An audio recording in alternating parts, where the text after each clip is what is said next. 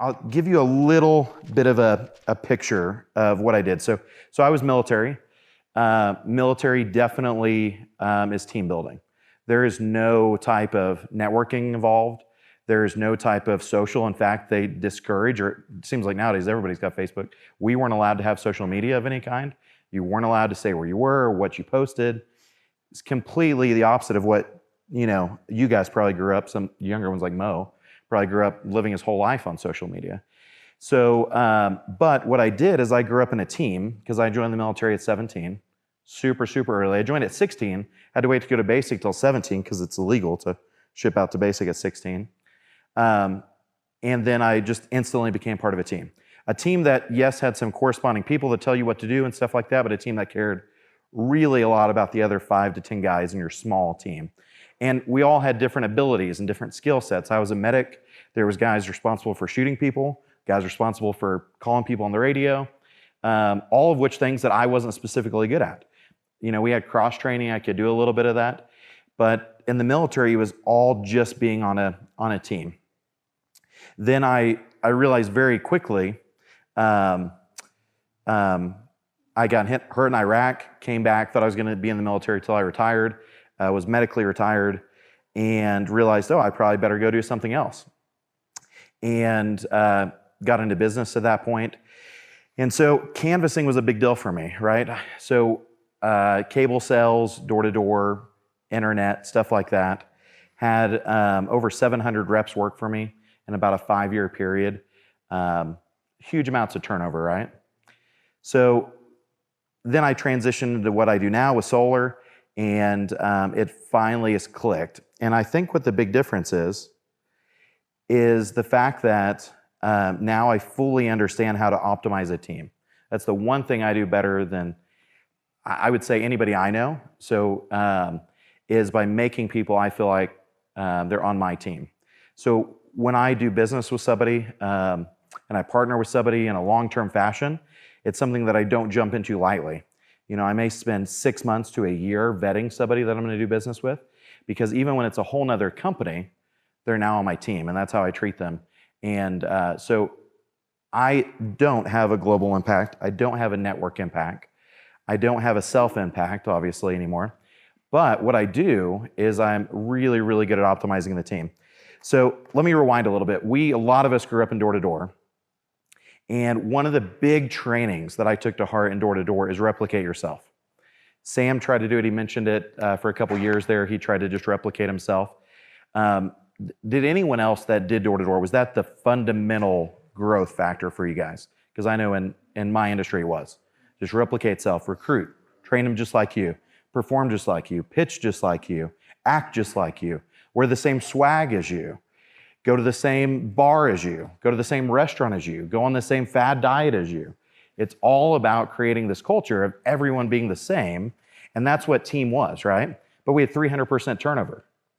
And every single time I see a guy that's doing awesome, he's hitting 100% to what I think his goal is, he's looking at me saying, well, I'm not him yet.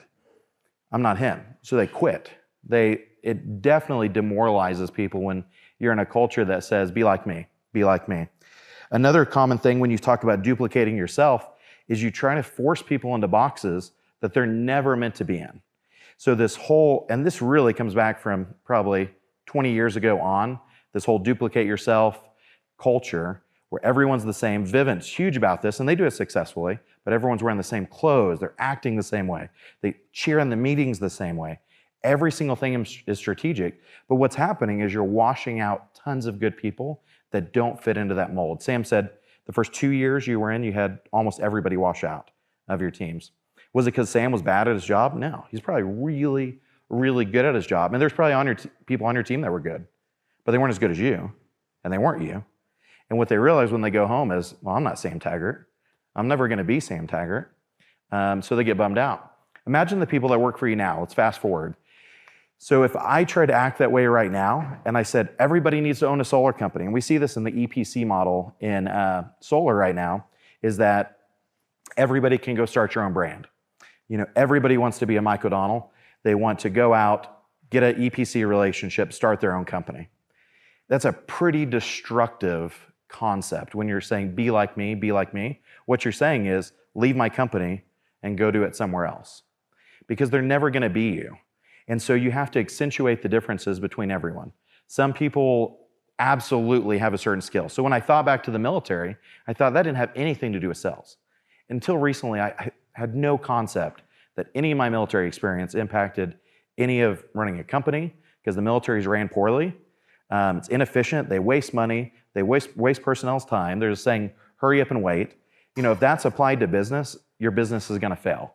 Like if all you're doing is having meetings and spending money and doing stuff like that, it's never going to work. What I did realize really affected me was when I think about a team, I definitely thought about the fact that I was a medic. I wasn't the best shot. I wasn't the guy that even knew how to operate the radio, really. I was pretty bad at it. But it didn't matter because we all knew our position, we all knew our place, and I never thought like, man, I'm going to work out harder to be that guy. No, I need to be a good medic, you know, and I need to do that really, really well. And I was really secure in my place in the Army. So it worked really, really well. What happens in business so often is whether you come out and say it or not, you look for people like you to recruit, to hire, to train. You try to make them you. And what happens is you strip away their identity. And when you do that, you no longer have a team. That's not a team at all. That's a whole bunch of you running around that are not as good as you. Like there's something about you guys that you do well. Brandon, I identify with the fact that he says, I'm an awesome recruiter. This is the plan. And most of the people I work with don't do it as well as I do.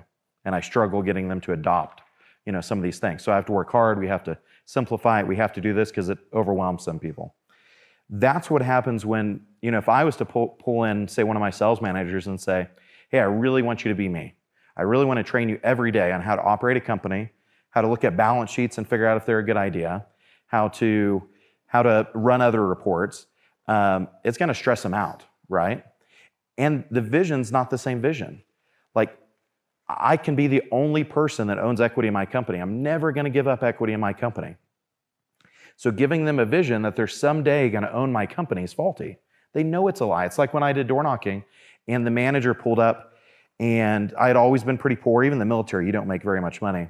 And he pulls up, I forget what it was, a type of Mercedes, I think an S550, you know, so a $100,000 car with 24-inch rims on it, had switched out his seats to some dumb seats that said Gucci on them, you know, but that was the idea. Is he said, look, guys, I'm making 300 grand a year. You guys can make 300 grand a year too.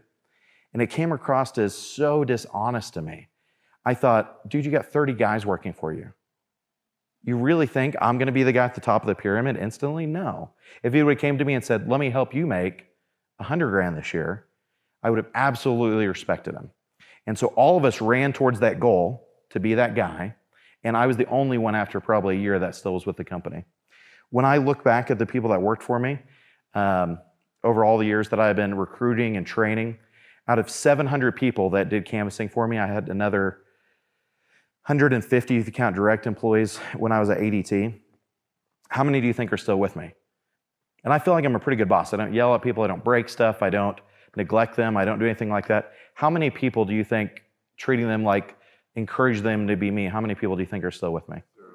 0? I have 9. So I'm actually really proud of that. For a long time, I thought, what am I doing wrong with retention? This has got to be on me. How to become a better manager, how to become a better owner and just a team leader.